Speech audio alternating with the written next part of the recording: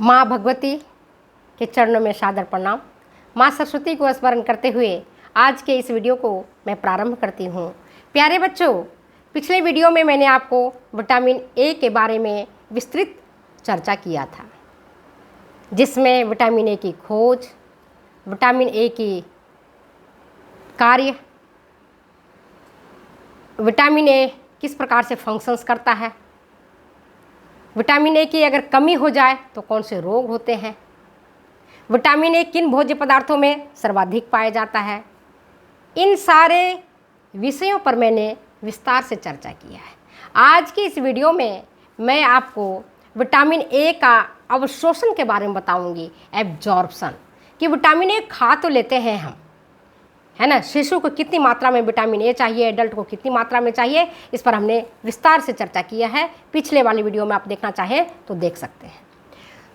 तो इस वीडियो को देखने से पहले अगर आप पिछला वीडियो देखेंगे तो आपको ये वाली टॉपिक ज़्यादा आसानी से समझ में आ जाएगा।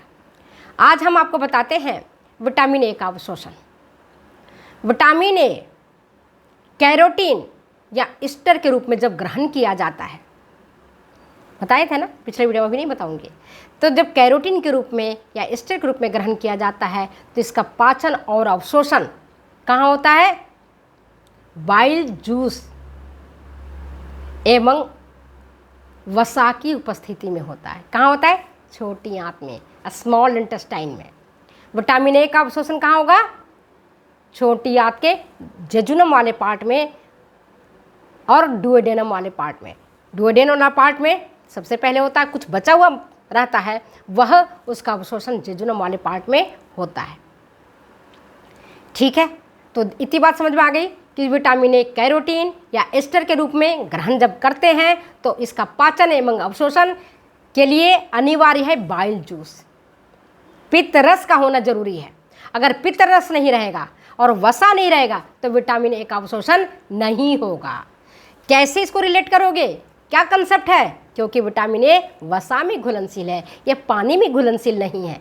तो इसी प्रकार से अगर आप, जैसे हम एक एग्जाम्पल बताती हूँ, गाजर की अगर आप सब्जी खाते हैं, गाजर के आप जूस निकालते हैं, है ना, आप ऐसे सलाद के रूप में खाते हैं, तो उसमें से उतना कैरोटीन आपकी बॉडी द्वारा अवशोषित नहीं किया जाएगा। यदि आप उसको वसा के रूप में, सब्जी के रूप में उसको अगर आप पका करके तेल में खाते हैं, घी में खाते हैं, या गाजर का हलवा खाते हैं, उसमें से आपको ज़्यादा कैरोटीन मिलेगा इन कंपैरिजन टू अगर आप सलाद के रूप में लेते हैं या आप ऐसे जूस के रूप में लेते हैं। मिलेगा आपको, पोषक तत्व तो मिलेगा, लेकिन विटामिन ए वसा में घुलनशील है। जब उसको आप वसा में पकाते हैं, घी या तेल में पकाते हैं, तो आपको एब्जॉर्प्शन के लिए वसा मिल जाता है। समझ गई बात को? तो क्या हुआ? बाइल जूस एवं वसा का होना अनिवार्य है। किसके लिए? विटामिन ए का कैरोटीन और एस्टर के रूप को अवशोषण के लिए और उनका डाइजेशन के लिए। और दूसरी बात, वसा का होना अनिवार्य है। साथ ही विटामिन ए का जो इमल्सिफिकेशन होता है वह डुओडेनम और जेजुनम वाले पार्ट में होता है। छोटी आंत का जो 3 भाग मैंने पहले बताया था, अगर आपने पढ़ा होगा डाइजेस्टिव सिस्टम, तो मैंने बताया था छोटी आंत के 3 पार्ट हैं। पहला पार्ट डुओडेनम है, दूसरा पार्ट जेजुनम है, थर्ड पार्ट आपका इलियम है। तो जेजुनम और डुओडेनम ये 2 पार्ट है, प्रारंभिक पार्ट और मध्य पार्ट। इनमें विटामिन ए का अवशोषण होता है। इमल्सिफिकेशन इसका छोटी आंत के डुओडेनम और जेजुनम वाले पार्ट में होता है। और विटामिन ए का एस्टर वाला जो रूप है उसका साबुनीकरण, सैपोनिफिकेशन, वह पेनक्रियाटिक लाइपेज से होता है। पेनक्रियाज से जो लाइपेज एंजाइम निकलता है उस एंजाइम को हम कहते हैं पेनक्रियाटिक लाइपेज एंजाइम। उस एंजाइम को क्या कहेंगे? पेनक्रियाटिक लाइपेज एंजाइम कहेंगे। और हमारा जो यकृत है, लीवर है, वह भी कुछ मात्रा में विटामिन ए को परिवर्तित करता है। लेकिन अगर लीवर खराब हो गया, फैटी लीवर हो गया, किसी को लीवर डैमेज हो गया, खास करके जो दारू पीते हैं, मद्यपान करते हैं, या इनके लीवर में किसी तरह का कोई इन्फेक्शन हो गया, या जॉन्डिस हो गया, लीवर में घाव हो गया, सिरोसिस ऑफ लीवर हो गया, लीवर ठीक प्रकार से फंक्शन नहीं करता है, ऐसी स्थिति में चाहे लाख विटामिन ए खा लिया जाए, उसका अवशोषण नहीं होगा, उसका पाचन नहीं होगा। विटामिन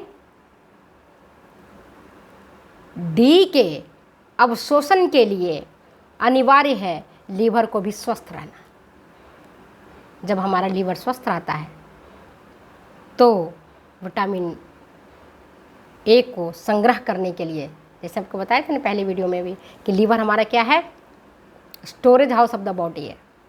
इसमें कई प्रकार के विटामिन, कई प्रकार के खनिज लवण संग्रहित रहते हैं। कार्बोज ग्लूकोज के रूप में संग्रहित रहता है, ग्लाइकोजन के रूप में। अतिरिक्त जो ग्लूकोज है वो ग्लाइकोजन के रूप में संग्रहित हो जाता है हमारे लीवर में। जो मैंने इस पर अभी डिस्कस नहीं करेंगे, कंफ्यूज हो जाओगे। अब इतना ही करो कि जो भी लीवर डिजीज है किसी व्यक्ति को, अगर यकृत का रोग है, जैसे सिरोसिस ऑफ लीवर हो गया, जॉन्डिस हो गया, हेपेटाइटिस बी हो गया, या फैटी लीवर हो गया, या लीवर में किसी प्रकार के और कोई रोग है, तो इस स्थिति में पूर्णतः विटामिन ए का अवशोषण नहीं हो पाता। होगा, थोड़ा बहुत होगा, पर कंप्लीट अवशोषण नहीं हो पाएगा। और जो बीटा कैरोटीन है, पहले भी बताया था, विटामिन ए हमें सभी प्राणिज भोज्य पदार्थों में मिलता है। जो प्राणिज भोज्य पदार्थ है उसमें विटामिन ए मिलेगा, और बीटा कैरोटीन वनस्पतिज भोज्य पदार्थों में मिलेगा। तो जो बीटा कैरोटीन है उसको विटामिन ए में परिवर्तित करने के लिए कैरोटीनेज एंजाइम की ज़रूरत होती है। कौन से एंजाइम? कैरोटीनेज। कैरोटीन को विटामिन ए में कन्वर्ट करने के लिए कैरोटीनेज एंजाइम का होना आवश्यक है। ठीक है। इसके बाद विटामिन बीटा कैरोटीन के लिए क्या ज़रूरी है? कैरोटीन एंजाइम का होना ज़रूरी है। दूसरा, बाइल जूस का होना ज़रूरी है, और साथ ही बाइल जूस का एक्टिव होना ज़रूरी है। बाइल जूस है लेकिन अब सक्रिय नहीं है, वो काम नहीं कर रहा है, तो विटामिन ए का अवशोषण नहीं होगा। और तीसरा क्या है? वसा का होना ज़रूरी है। 3 चीज़ ज़रूरी है। कैरोटीनेज एंजाइम बीटा कैरोटीन को विटामिन ए में कन्वर्ट करने के लिए आपको 3 चीज़ चाहिए। क्या चाहिए? पहले तो वसा चाहिए। जैसे मैंने आपको बताया, गाजर की जगह पर अगर गाजर का हलवा खाओगे, गाजर की सब्जी खाओगे, वो ज़्यादा फायदेमंद होगा इन कंपेरिजन टू अगर आप सलाद खाते हो। सलाद खाते हो तो आपको फाइबर मिलेगा, नो डाउट, विटामिन ए भी मिलेगा, थोड़ा बहुत कैरोटीन मिलेगा। विटामिन ए तो जाके बॉडी में जाके कन्वर्ट होता है डाइजेशन के बाद, पहले भी पढ़ाया था। और दूसरा है बाइल जूस का होना, पित्त रस का होना, और तीसरा है वसा की उपस्थिति। तो ये 3 चीज़ आपको बीटा कैरोटीन के लिए अनिवार्य है।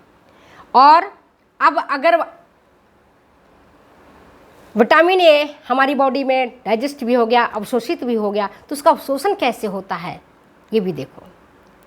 तो ये क्या करता है कि हमारे जो पार्ट है, इलियम पार्ट है, जेजुनम पार्ट है ना, तो छोटी आंत के जो भाग हैं, उस भाग के जो म्यूकस मेम्ब्रेन है, वहाँ से ये अवशोषित हो जाता है। अवशोषण के बाद ये लिम्फ वेसल में चला जाता है, लसिका वाहिनी में चला जाता है। कहाँ जाता है? लसिका वाहिनी में, लिम्फ वेसल में चला जाता है। विटामिन ए अवशोषण के बाद म्यूकस मेम्ब्रेन से होकर के कहाँ पहुँचता है? लिम्फ वेसल में। कहाँ पहुँचेगा? लिम्फ वेसल में पहुँचेगा। अब देखो, अवशोषण के समय ही विटामिन ए पाल्मिटिक एसिड के साथ मिलकर के एस्टर बना लेता है। तो आज मैंने आपको विटामिन ए का अवशोषण किस प्रकार से होता है इसके बारे में डिटेल चर्चा किया। एक संक्षिप्त जानकारी प्राप्त कर लो। विटामिन ए जब भी कैरोटीन या एस्टर के रूप में रहेगा, ग्रहण किया जाएगा, तो इसका पाचन एवं अवशोषण के लिए अनिवार्य होगा बाइल जूस, अनिवार्य हो गया वसा। तीसरा, विटामिन ए का एस्टर रूप में अगर है तो उसका साबुनीकरण होगा पेनक्रियाटिक लाइपेज की सहायता से। पेनक्रियाज से जो एक एंजाइम से निकलता है, पेनक्रियाटिक लाइपेज उसको बोलते हैं, लाइपेज एंजाइम्स, उसकी सहायता से इसका साबुनीकरण होगा। और विटामिन ए का इमल्सिफिकेशन होगा तो छोटी आंत के डुओडेनम वाले पार्ट में और जेजुनम वाले पार्ट में।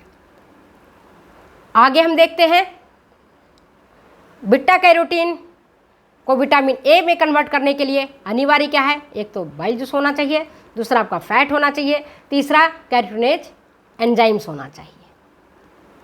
अगर लीवर आपका खराब है, हमारा खराब है, किसी व्यक्ति का खराब है, तो विटामिन ए का पूर्णतः अवशोषण कभी नहीं होगा।